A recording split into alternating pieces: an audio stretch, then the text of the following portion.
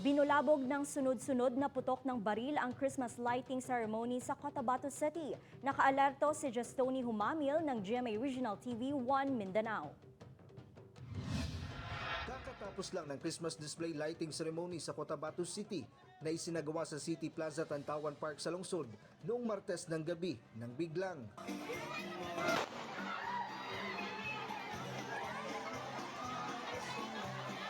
agad nagtakbuhan palayo sa lugar ang mga bisita kung saan kabilang din sa okasyon ng alkalde ng lungsod.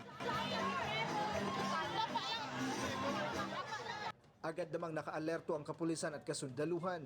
Meron pong unidentified civilian na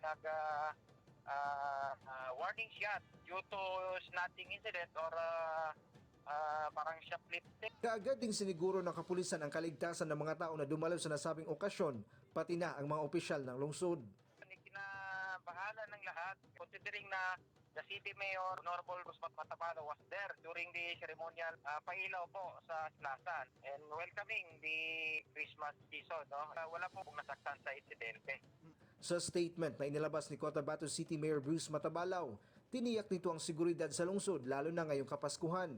Nanawagan din siya sa kung sino man ang sugatan dulot ng insidente na kaagad na dumulog sa kapulisan at sa lokal na pamahalaan. Ipinangako din ito na sa kabila na ng nangyari, sisiguraduhin daw nila na magiging mapayapa ang pagdiriwang ng Pasko at Bagong Taon sa lungsod. Sa ngayon, patuloy ang isinasagawang investigasyon sa nasabing insidente.